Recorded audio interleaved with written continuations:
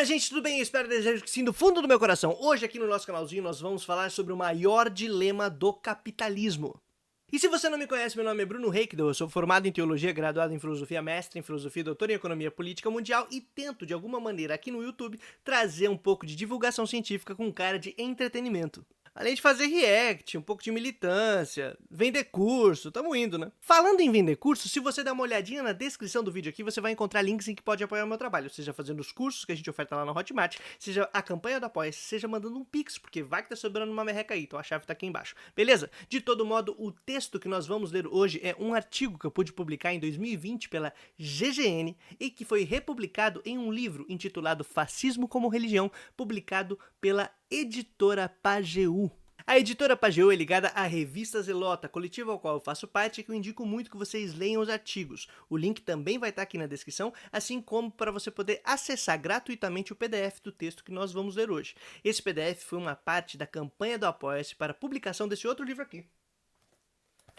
Antologia Anti-Idolatria, que você também pode adquirir no link que vai estar por aqui, beleza? É um livro maravilhoso que traz conteúdos inéditos em português da tradição do pensamento de libertação latino-americano. Foi a gente que traduziu, a gente que editou, a gente que fez essa capa linda com muito carinho e dedicação para você. Mas bora pro texto! Então sigamos para a leitura. Esse aqui é o PDF que você pode baixar lá no link que eu comentei, da editora Pajeú, no site da revista Zelota, tá bom? Fascismo como Religião, uma coletânea de artigos que eu pude publicar entre 2019 e 2021 e que foram compilados, revistos e trazidos com essa capa totalmente excelente, né? Para essa coletânea aqui, para esse livrinho que a gente utilizou como parte de recompensas lá da nossa campanha do Apoia-se para publicar Antologia Anti-Idolatria. E o texto que a gente vai ler, que eu falei que o tema hoje é o grande dilema do capitalismo, é esse capítulo aqui. A questão não é vida ou economia, mas ou outra economia ou não teremos vida. Afinal, é esse o ponto. No capitalismo, o dilema que nos é posto é ou vida ou economia. Mas hoje a gente percebe que ou muda a economia ou a gente não vai ter mais vida. Vamos fazer algumas reflexões a partir disso, nesse pequeno artigo, que eu espero que vocês curtam o conteúdo e que vai trazer bastante referência teórica para a gente. E eu acho que a grande qualificação que eu posso dar para a leitura desse texto é apresentar com mais cuidado essas referências teóricas, o que ajuda a gente a ter um arsenal crítico maior, de maneira acessível, didática e que eu acho que vai ser bastante interessante. Tá bom? Além disso, a gente vai fazer algumas pontes aí com questão religiosa, de como alguns autores apologetas da fé, vamos dizer assim, utilizam da tradição e outros apologetas do capitalismo se utilizam da estrutura vigente. E vai ser uma coisa bem bacana, eu acho que vocês vão gostar. De todo modo, minha gente, a questão não é a vida e a economia, mas ou a gente muda a economia ou não tem mais vida. E cada vez mais isso fica claro. Esse texto, como eu disse, foi publicado pela GGN em 26 de março de 2020 e o link está aqui embaixo caso você queira ver o original sem a repaginada que a gente deu, alguns ajustes importantes para a publicação aqui no livro, tá bom? Então você pode baixar, ver o original, ver aqui, vai ficar bacana. Comecemos! Foi Weber, Max Weber, quem escreveu que, abre aspas para Weber, quanto mais o mundo da economia capitalista moderna segue suas próprias leis imanentes, tanto menos ele é acessível a qualquer relação imaginável como uma ética religiosa de fraternidade. Quanto mais racional e, portanto, impessoal se torna o capitalismo, tanto mais ocorre isso. Quanto mais a economia capitalista se desenvolve e imprime sobre o mundo suas regras, cada vez menos, aparentemente, de acordo com Weber, a racionalidade a respeito do mundo aceita, ou se combina, ou se torna acessível a alguma relação de ética religiosa, e esse adjetivo é importante, de fraternidade. Né? Se existia ou existiu em algum momento uma relação de ética fraterna, se a gente teve em algum momento algum tipo de ética religiosa que criava vínculos dentro de uma comunidade, o avanço do capitalismo destrói esses vínculos. Tem um outro autor chamado Juan José Bautista Segales, que trabalha uma leitura de Marx muito particular na linha de Franz Rinkelhammer e Henrique Dussel, que ele sustenta algo a partir da leitura de Marx, especialmente seus cadernos chamados antropológicos, ou aqueles textos que foram coletados ou reunidos como sobre as formações sociais pré-capitalistas, em que diz que o capitalismo se desenvolve destruindo os laços tradicionais, ou os vínculos comunitários tradicionais. Então, para que o capitalismo se desenvolva, ele precisa fazer isso. E vai numa linha aqui do que o Weber está indicando, mas o Weber está indicando na questão de ética religiosa, porque o seu objeto era esse.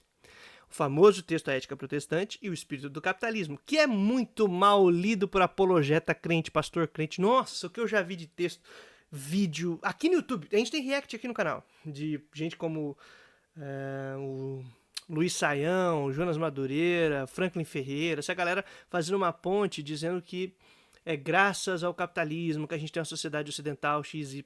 Ou mesmo seguindo aquela linha de teoria modernizadora que acha que necessariamente você tem que ser protestante para depois ser capitalista, ou precisa primeiro de um protestantismo para depois ter capitalismo, coisas assim, que não era o que Weber propunha, tá? E para você ter uma certa referência sobre isso, tem um autor chamado Frederick Jameson, Fred Jameson, para os íntimos, que utilizou a categoria, né, um conceito que é o mediador evanescente para falar sobre o protestantismo, que é um tipo de racionalidade que aparece e que logo some. É um tipo de conduta de vida que aparece e some, que garante condições de surgimento de um tipo de conduta, mas depois ele não se torna necessário para essa conduta.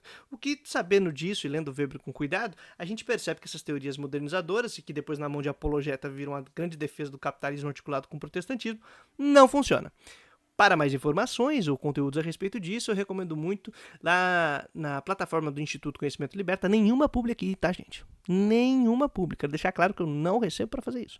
Eu já recebi pelo trabalho realizado, que foi escrever um livro intitulado As Raízes Religiosas da Racionalidade Moderna, em que lá, é uma introdução ao pensamento de Weber, pude colocar uma série de referências bibliográficas e de conteúdos que podem ser úteis, tá? Se eu lembrar, eu coloco aqui na descrição desse vídeo algumas dessas referências para quem se interessa pelo tema e aí não cair nas armadilhas dos apologetas do capitalismo e do calvinismo, do protestantismo, tudo bem? De todo jeito é isso. Para o pensamento do Weber, no primeiro momento, ele percebe que o avanço do capitalismo destrói as relações comunitárias, ou melhor, destrói as possibilidades de uma ética de religiosidade fraterna tradicional e imprime um outro tipo de racionalidade, ele exige um outro tipo de racionalidade. Então aquilo que é tradicional, aquilo que é mais de uma ética religiosa dentro de uma comunidade, que teria como valores que orientam as tomadas de decisão, vai virando uma coisa meio antiquada, meio... Não, isso aí é de quem não utiliza tão bem a racionalidade. Afinal, a racionalidade não é isso. A racionalidade exige uma estrutura formalizada, de coordenação de meio para obter fim, de competir dentro do mercado, tal, que é o que a gente vai ver já já. Mas essa é a sacada do Weber, né? Quanto mais o capitalismo avança, mais estaria destruindo as possibilidades de uma religião fraterna. Pode ser que existe outro tipo de religiosidade sem esse adjetivo, mas fraterna dá ruim. E a gente já vê por quê. O que acontece, né, é que a racionalização da economia capitalista, como suas abstrações que tornam possível a redução de todas as operações dos agentes a cálculos numéricos sem necessárias qualidades materiais, olha que frase incrivelmente filosófica e chata, reduzir todos os agentes, todas as pessoas, todos os atores a meros operadores de cálculos econômicos, operadores da racionalidade de coordenação de meio para obter fim, né? E aí os objetivos, o que eles fazem, com o que eles fazem, a qualidade disso vai se perdendo. O que importa é saber manejar abstrata e redutivamente, ou seja, numa estrutura formal, os meios para obter seu fim. E isso é ser racional, vamos dizer assim. E aí você reduz os agentes, os sujeitos, a esses operadores desses cálculos, né?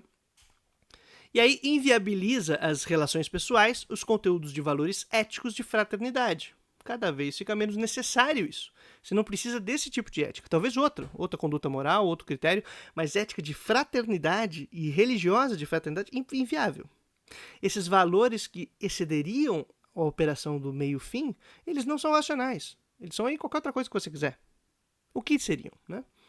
O mesmo Weber, em outro momento, percebe que a recusa dos homens modernos em assumir responsabilidade dos julgamentos morais tende a transformar julgamentos de intenção moral em julgamentos de gosto, de mau gosto, em vez de repreensível, e que essa fuga de conteúdos éticos para questões de preferências individuais de gosto ou mau gosto resulta, em parte, das necessidades subjetivas e, em parte, do medo de parecer de mentalidade limitada ou de um modo tradicionalista. Que teve 2 citações de Weber, na verdade, em que se você tem esse hábito, esse critério, ou mantém essa questão de julgamentos morais, de julgamentos com algum valor ético fraterno, você parece que não está cumprindo com o papel de racionalidade, do ponto de vista moderno, dos sujeitos modernos, de acordo com o que o Weber estava percebendo, e que a questão de você ter ou não esses valores é uma questão de preferência, de gosto ou de mau gosto dos sujeitos.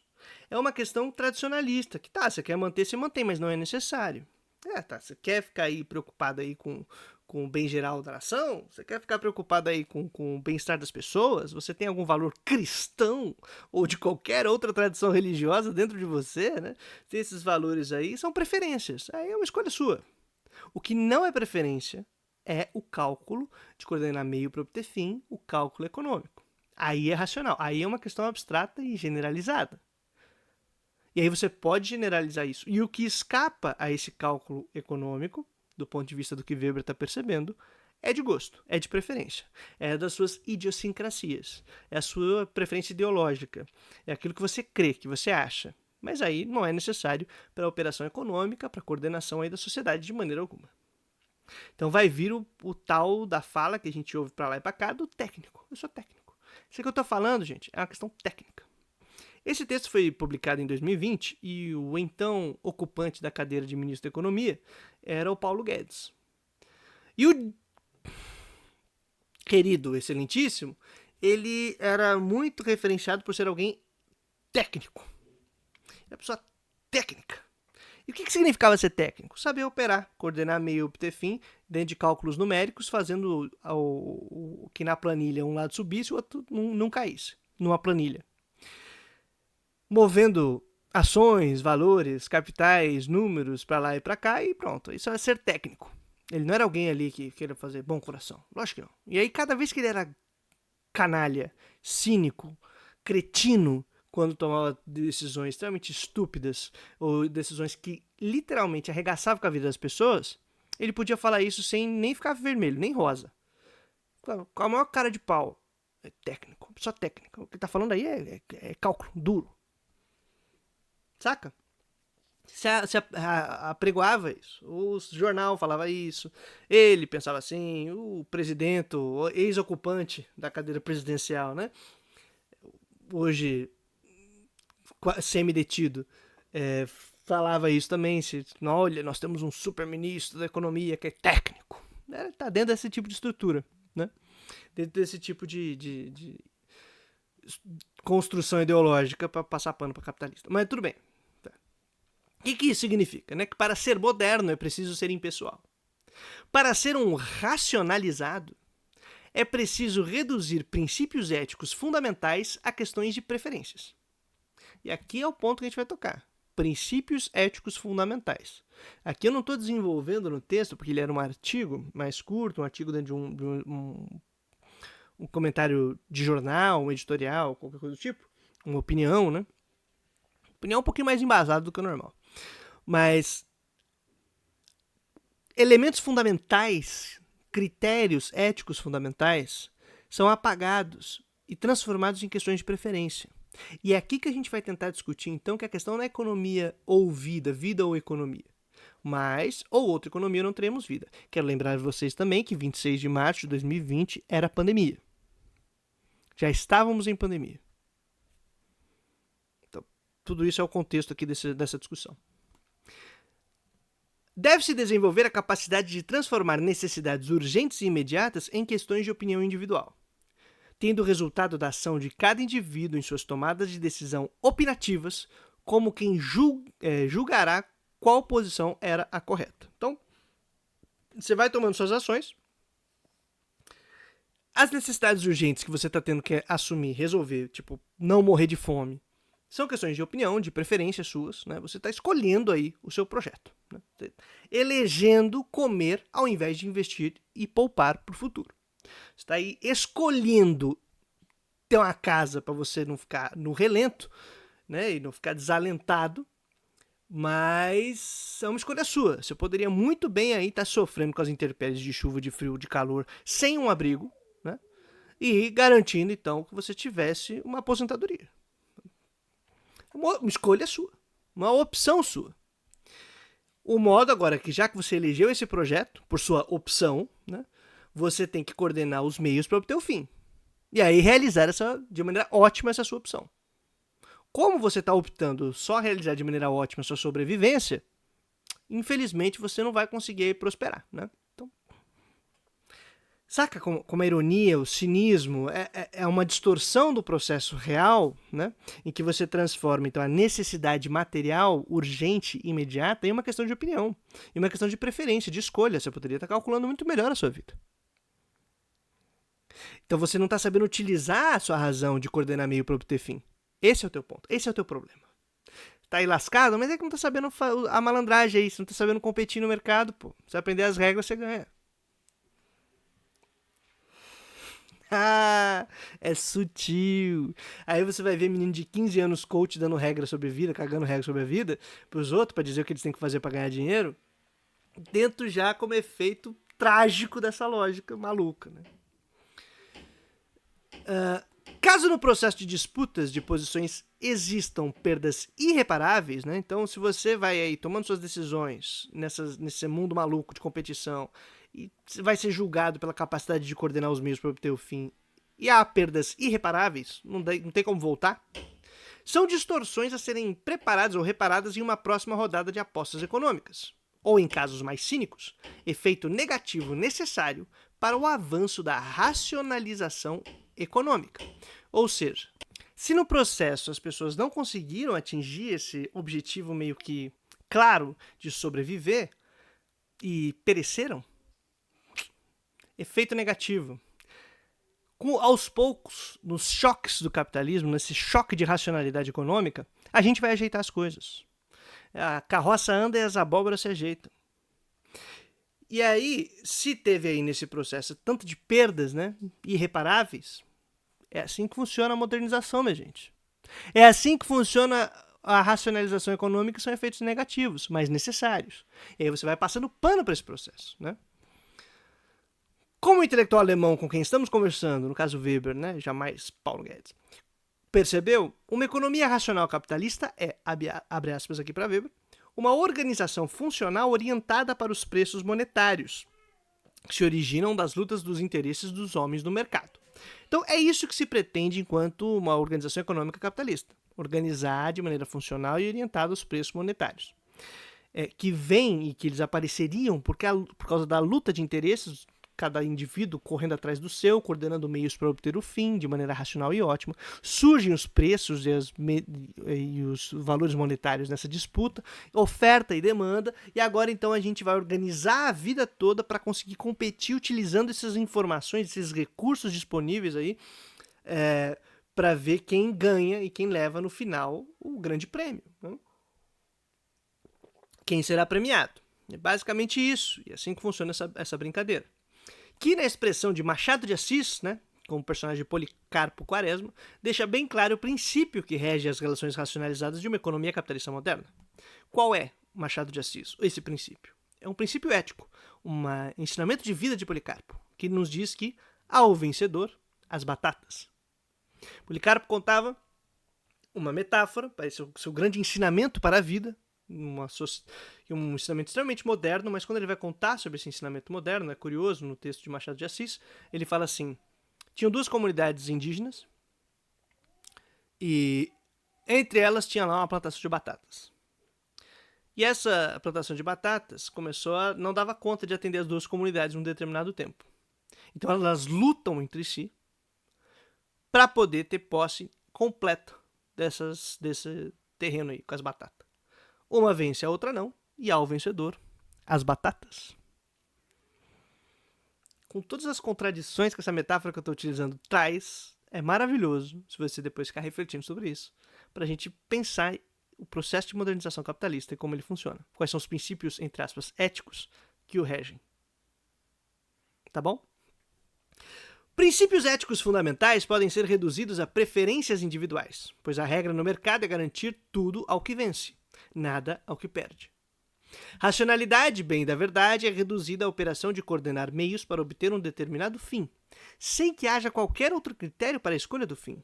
Afinal, para sermos modernos, e digo eu, para sermos bons modernos, princípios éticos, normativos e que possuem exigências incondicionais que não podem ser necessariamente demonstráveis sob a perspectiva de um cálculo abstrato e impessoal, porque a racionalidade moderna capitalista é isso.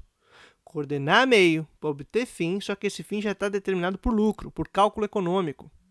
Cálculo abstrato, econômico e impessoal. Dá para ter uma comunidade que seja moderna com outro tipo de critério cujos fins sejam materiais.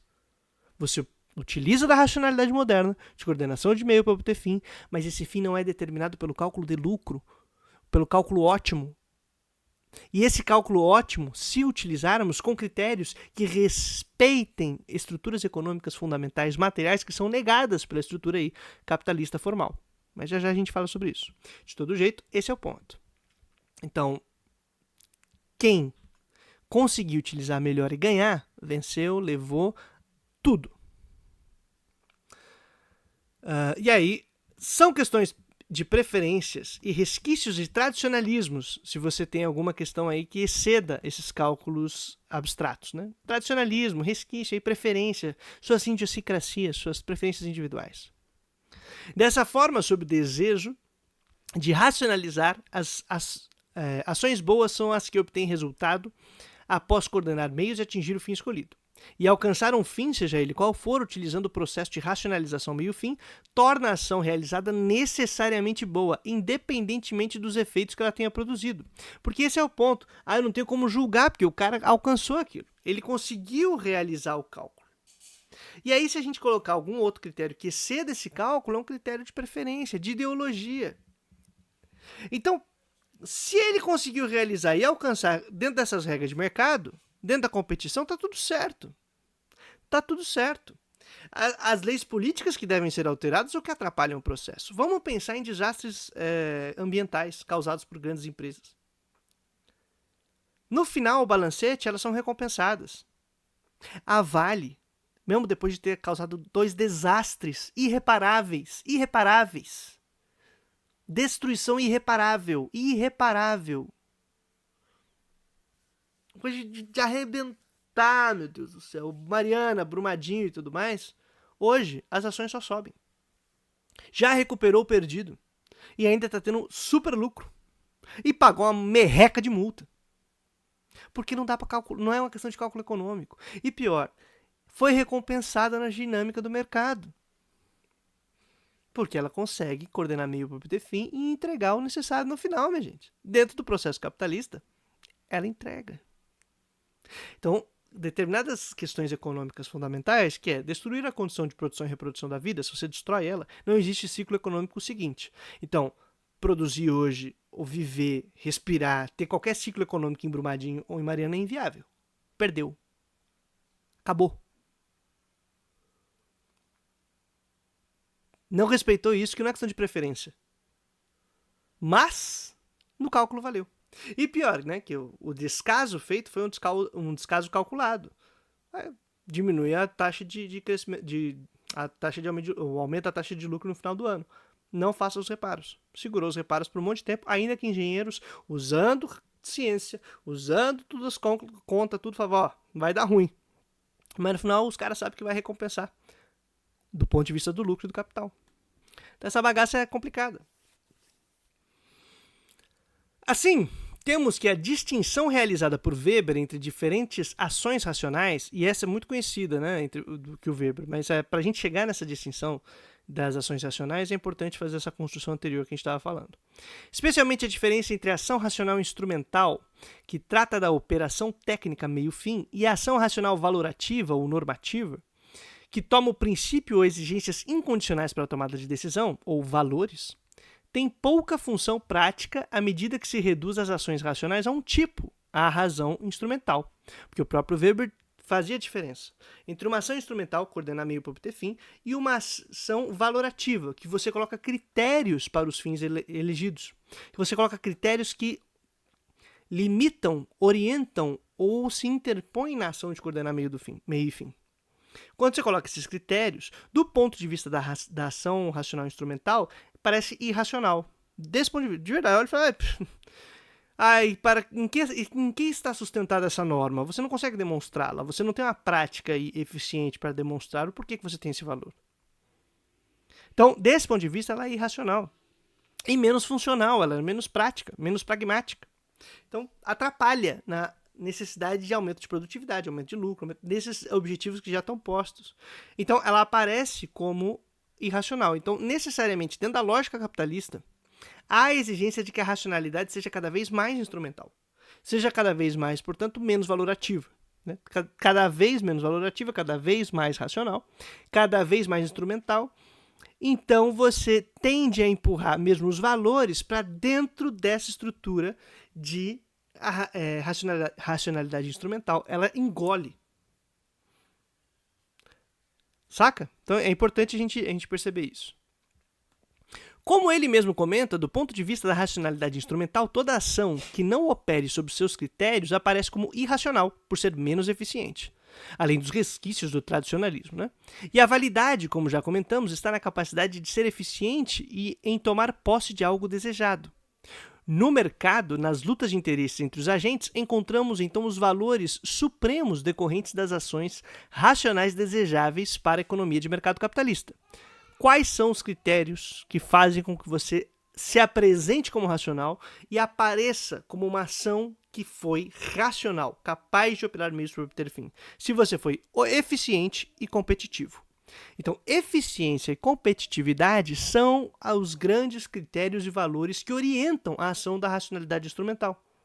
Ser eficiente, ser competitivo, capaz de vencer os demais, porque é aí que você testa a sua eficiência, na competição com os outros, e eficiente porque você realiza, logra, alcança o seu objetivo antes dos outros, contra os outros, você vence esse processo. Esse é o elemento central, esse é o elemento fundamental. E quem percebe isso é um autor que eu gosto muito, chamado Franz Hinckelambert. Eu sempre cito ele aqui no canalzinho e vou ler aqui com vocês. Como comenta Franz Hinckelambert, na sociedade capitalista com pretensão de uma totalização de mercados, abre aspas para Hinckelambert, coexistem as mais variadas relações meio-fim nos processos de produção, medidos pela relação custos de produção, preço do produto. E os mercados são o lugar no qual se entrelaçam uns com os outros. Mas esse entrelaçamento é uma relação de luta na qual se encontram as diversas empresas. Luta de mercados que se chama competição, a instância que decide acerca da eficiência de cada um dos produtores. Então, esse é um ponto fundamental. Esta raio dessa ação decide sobre a eficiência. A gente vai avaliar a eficiência dos produtores, ou a eficiência de cada agente, se ele realiza ou não o que ele estava pretendendo. E ele só testa essa capacidade de realizar se for na competição. Então, competição e eficiência se tornam os grandes valores que orientam as ações racionais dentro do mercado, dentro da estrutura capitalista. Vai guardando essa informação. Coordenação, meio e fim, se torna grande ação racional, nega valores, nega uma ética de religião fraterna, nega qualquer religiosidade fraterna, de fraternidade, ou qualquer valor que exceda a coordenação de meio e fim. Então, reduz esse processo, coloca a competição uns com os outros. Então, a fraternidade ela se torna um problema dentro dessa dinâmica, porque como é que você vai ser fraterno se a tua obrigação para testar a sua capacidade racional é competir? Não dá, né? É uma contradição fundamental e básica. Entra um choque de valores. E o valor que orienta uma coordenação racional, meio, fim, dentro da estrutura capitalista, eu vou sempre assinalar isso, modernidade capitalista, é competitividade e eficiência. Eficiência e competitividade. Esses são os grandes valores, né? E aí, sigo com o Franz. O resultado dessa luta indica, de uma maneira tautológica, quais das produções podem ser feitas ou sustentadas e quais não. O que ganha demonstra, pelo simples fato de ganhar, que é mais eficiente, maximiza seu lucro, minimiza seus custos. Se toda a sociedade se organiza pelo critério da eficiência que se impõe na luta dos mercados, esta competitividade e esta eficiência se transformam nos valores supremos que decidem sobre a validade de todos os outros valores. O que se chama racionalidade de ação se resume, portanto, pela competitividade e a eficiência. Os agentes estão postos nesse tipo de relação econômica em modo de batalha. As disputas são colocadas como o melhor método possível para produção e melhoramento da economia, e a sociedade desejável deve estar em constante luta. Veja, esse é um projeto de sociedade. Quando fala que tem que ser assim, que a modernização capitalista exige esse tipo de processo, não é dizendo que o mundo é assim e ponto. É que para a manutenção dessa sociedade é necessário projetar esse tipo de sociedade orientada pela eficiência e competitividade e que determina que a racionalidade fundamental é a que coordena meios para obter fim dentro dessa competição e sempre que ela realiza e alcança seu objetivo, ela se demonstra eficiente, ainda que no processo ela tenha destruído todas as condições de reprodução no caminho. Destruiu o trabalhador, destruiu a natureza, destruiu relações de trabalho, destruiu ambientes inteiros, não importa. Ela alcançou, portanto, ela foi racional. Ela foi eficiente e ganhou o mercado. Por isso que o Franz diz que é tautológica. Ela se resolve, ela se fecha por si mesma. Se você é eficiente, você ganha. Se você ganhou, é porque você foi eficiente. O resultado demonstra que você estava certo no princípio. Aí que tá, e se o cara perde, é porque você não foi eficiente o suficiente. É necessário mais mercado, mais racionalização, mais luta, mais processo de competição, mais mercado capitalista, mais capitalismo, mais capitalismo. Aí que tá, entra numa pira infinita e que não tem limite. É legal isso aqui. Triste, mas legal entender isso aqui. A racionalidade e os valores morais, a racionalidade e os valores morais, reduzidos à impessoalidade de uma sociedade de mercado, requerem uma postura bélica, moral de soldado, posicionamento sacrificial. E a gente vai começar a entender, preste atenção, libertário, Cisbiruleibe, ANCAP, não sei o que lá, como eles têm esse lance, né? É uma postura bélica, a moral do soldado, fomos forjados na guerra, nunca saiu do condomínio, meu amigo, brincava em playground de plástico. E aí ele, com aqueles pisos que o cara cai e não se machuca, a criança cai e não se machuca. E fui forjado na guerra e tal. E aí tem esse posicionamento sacrificial, eu vim me entregar, e você tem que se sacrificar, e você tem que fazer, guerreiro, vai guerreiro. E aí que tá, entendeu? Então, se articula muito bem com esse tipo de ideologia. Então é fundamental a gente perceber essas paradas. A entrega total e a celebração pelas pequenas vitórias necessária. Então, você aí, acompanhando coaches, você deve ter visto bastante disso.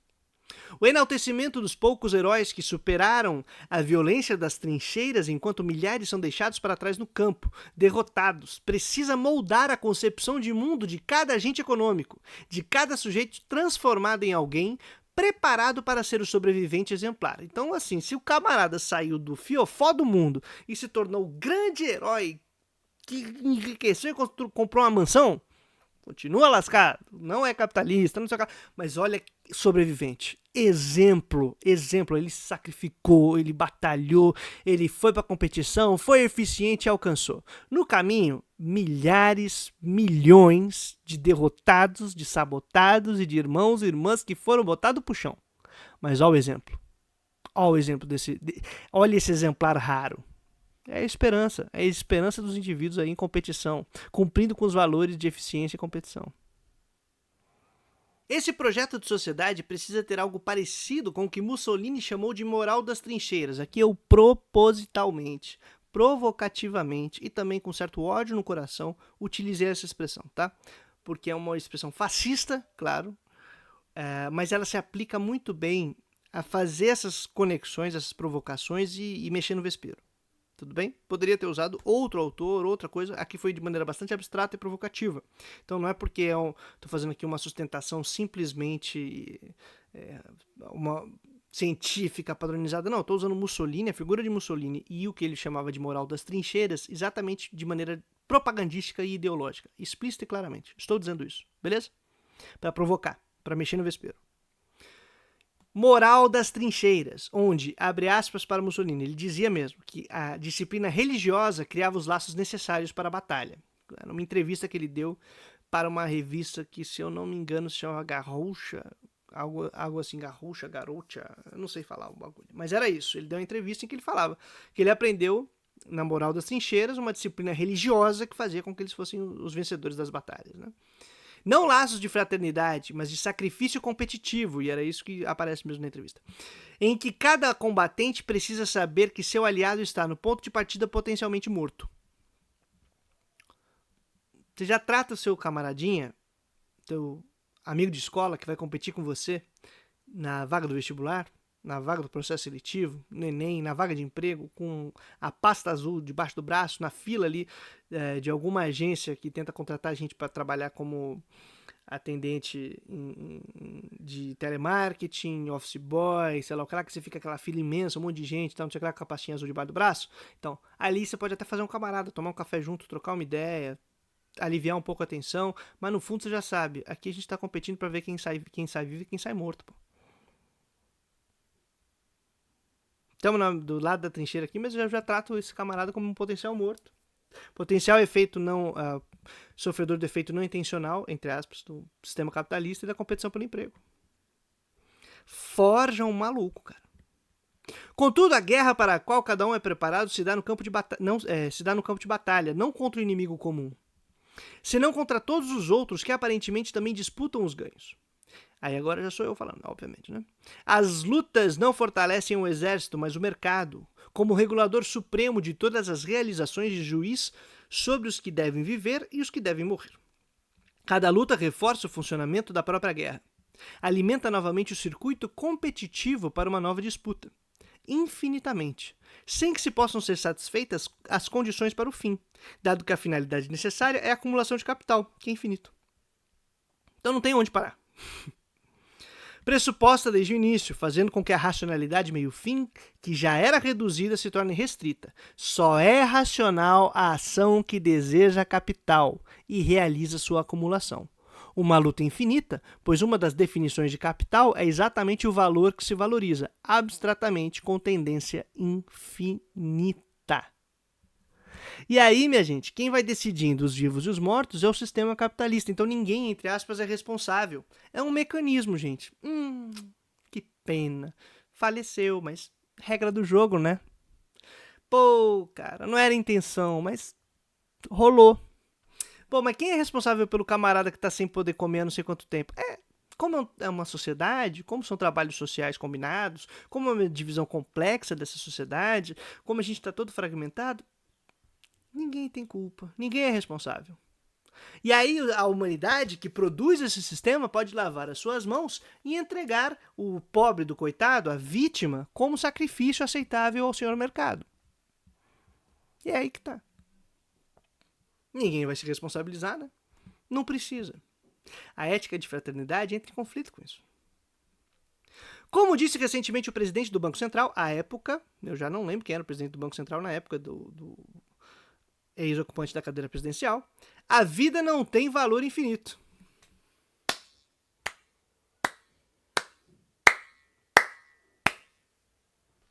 Sim, ele disse isso. A vida não tem valor infinito. Mas o capital tem. E ele fez isso para dizer que valia a pena o aumento e acúmulo e reprodução ampliada do capital. E a vida não, porque a vida não tem valor infinito, mas o capital tem. E ele achou que isso era genial. E ele achou que isso era bom.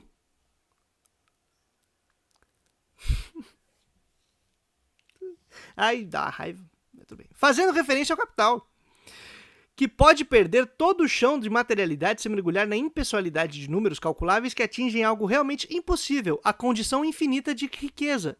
E na cabeça dele dava para acumular riqueza infinita, mas a vida não. Então, só que se você acabar com a vida e com as condições de reprodução da vida, sabe o que acontece com a riqueza? Gênio. Acaba, porque não dá pra ter riqueza se não tá vivo, se não tem gente viva produzindo, se não é uma sociedade viva se realizando, se não existe um meio ambiente vivo do qual a gente pode viver e do qual nós fazemos parte. Se a gente destrói a condição de respirar, não dá pra respirar. E olha que incrível, não dá pra respirar pra sempre se você acaba com o ar. Mas se você tenta manter o ciclo do ar respirável, para de ficar soltando petróleo na atmosfera, nossa! Incrível! A gente não está destruindo as nossas condições de produção e reprodução da vida. Dá para se manter mais um tempo. Só que do ponto de vista do capital, isso é uma preferência. Isso não é uma necessidade. E chegamos ao conteúdo preciso e insano no momento de crise que vivemos. Qual é o momento de crise? A ilusão de que exista alguma operação econômica possível sem que sujeitos vivos possam participar e usufruir da produção. A isso Hinkelhammer chama de suicídio coletivo, a capacidade de, modo eficiente e racionalmente justificado, destruir as condições para a produção e reprodução e desenvolvimento da vida. Que é isso? É racionalmente justificado, porque do ponto de vista do cálculo racional capitalista, que é a coordenação de meio para obter o fim, e o fim já é o lucro, e esse lucro ele é obtido pelos dois valores que regem esse sistema, que é eficiência e competitividade. Se você, no processo de competir com os outros e ser eficiente, destruir a condição de vida de todo mundo, parabéns para você, porque você conseguiu alcançar o seu objetivo, foi racional, foi lucrativo, ainda que não seja possível o próximo passo para todo mundo, já ainda que você tenha destruído toda a possibilidade da gente viver e seguir vivendo. Mas, olha, foi racional. Burro pra caceta, mano. Tudo bem. Um sujeito pode optar por abrir mão de todo o projeto futuro ao reduzir suas ações a um resultado imediato, que elimina as condições necessárias para a sua própria vida. Assim opera a sociedade de mercado capitalista, em última instância. Assim opera a racionalidade de mercado total, que toma conta da elite e de parcelas populares de nosso país. Parabéns! Parabéns à elite. Parabéns, parcelas populares que acham que o capitalismo é genial e que ser racional é ser suicida. Parabéns para vocês. Ainda comentado por Hinkelhammer, o resultado é uma tendência inevitável do mercado para a destruição tanto dos seres humanos como da natureza, que é condição necessária para a vida humana. Essa tendência destrutiva é o que o Hinkelhammer chama de irracionalidade do racionalizado, que é um cálculo racional, um produto da racionalidade que é irracional, o resultado dele é estúpido, é imbecil. Eis o conteúdo irracional da operação de eficiência e competitividade de nosso modo de produção, de nossa organização social capitalista. Juan José Bautista, filósofo e cientista social boliviano, destaca que, nesse sentido que, já não se trata do suicídio provocado intencionalmente, mas de um tipo de suicídio que é consequência ou efeito não intencional. Porque destruir as condições de produção e reprodução da vida de todo mundo, mas não era a minha intenção era obter o lucro. Eu não estava visando destruir essas condições, mas você é incapaz de perceber isso e como efeito não intencional de sua ação, você destruiu a próxima ação econômica. E essa é a racionalidade que rege o capitalismo, gente. Por isso que Marx tinha percebido as crises constantes do capital. Ele destrói suas condições de própria reprodução. O capitalismo só desenvolve a técnica destruindo as duas fontes de riqueza. A terra e o trabalhador está no capital, Marx tinha percebido. E depois ele avança para perceber como o capitalismo cria as condições de sua própria destruição e sua própria aniquilação. No limite, a destruição das condições de produção de reprodução da vida. Só que eu imagino que nem Marx imaginou que a gente ia ser burro o suficiente de manter essa porcaria. Mas sim, nós somos estúpidos o suficiente de continuar mantendo essa porcaria. E hoje em dia está sofrendo com o efeito de destruição climática. É irracional, mas é uma irracionalidade racionalizada. Nos matamos a todos sem perceber que é esse o resultado de nossa ação aparentemente racional. Não era o fim desejado, pois o fim era o capital e a economia, entre aspas, reduzida às relações de mercado capitalista. Mas o efeito provocado é a morte. Ó, que legal.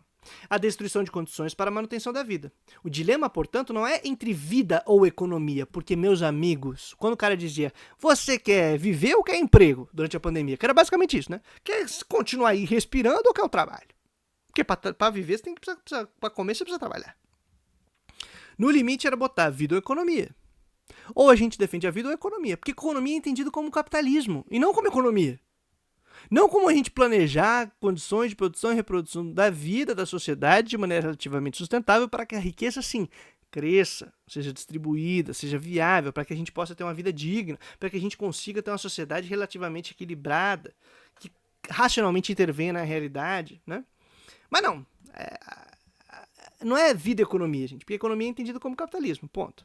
Mas vida ou capital, esse é o limite. Se a gente continuar seguindo o capital, a gente destrói a vida.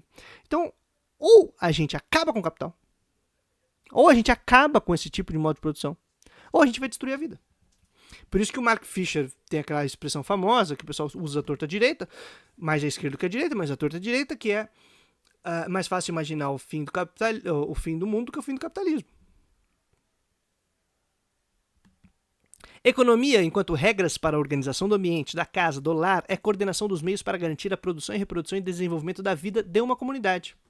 Racionalizar é otimizar e maximizar as relações produtivas para que a vida permaneça, para que não haja morte. A materialidade da morte não cabe na impessoalidade e abstração ilusória do cálculo que tende ao infinito. Se o presidente do Banco Central estava certo em algo, é em perceber que a vida não é infinita. Parabéns aí, presidente do Banco Central, por essa notação incrível, essa grande descoberta científica de sua parte. E por isso a responsabilidade para a manutenção da vida das pessoas é necessária. Não do mercado, mas da gente! Da gente! Por fim, é preciso que compreendamos que a aceitação desse tipo de relação produtiva e organização social que é suicida, né, não funciona sem que tenhamos compartilhadas práticas e conteúdos que compõem uma ideologia hegemônica, que constitui as ações e a moralidade das pessoas.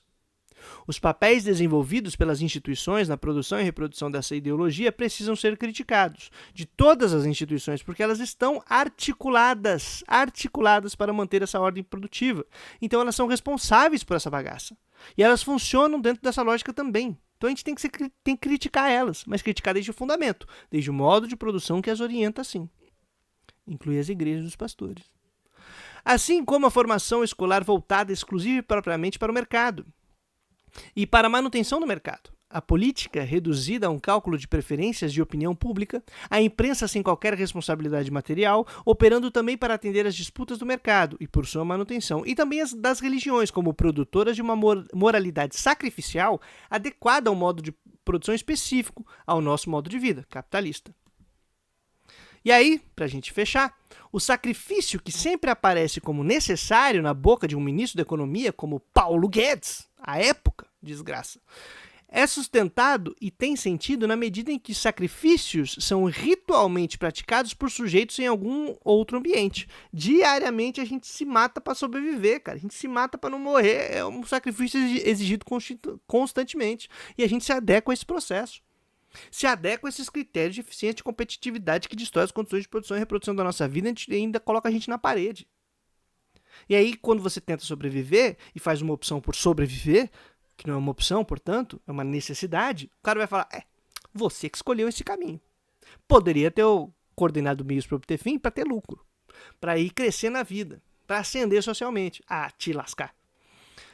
Aprendemos a nos sacrificar e a sacrificar pessoas, a racionalizar o assassinato. O capitalismo como religião, que é a expressão do Benjamin, né? Por isso que o título desse livro aqui é Fascismo como Religião. É uma brincadeira aí com o artigo do Benjamin, que é um livreto muito interessante. É um texto que ele nunca publicou em vida, ficou guardado como um rascunho e que depois fizeram uma compilação e publicaram aqui há 8 tempos, se eu não me engano, como Capitalismo como Religião. E aí eu fiz uma brincadeira com o título Fascismo como Religião e a coletânea desses artigos aqui. Tal qual propunha Benjamin, também é tema para a construção de outra economia, que não violência do capitalismo, de mercado total. Uma outra economia é necessária. Por isso, camaradas, já sabem, né? O que precisamos? Se você gosta desse tipo de conteúdo que a gente desenvolve aqui, não esquece de curtir esse vídeo, comentar para engajar e espalhar a palavra por aí. Dá uma olhadinha na descrição, porque lá tem os cursos que a gente oferece lá na plataforma da Hotmart, tem a campanha do Apoia-se e também tem a chave do Pix, porque vai que tá sobrando uma merreca aí. Beleza? Valeu, minha gente. Trazendo a boa nova todo dia útil até a vitória final. Um grande abraço.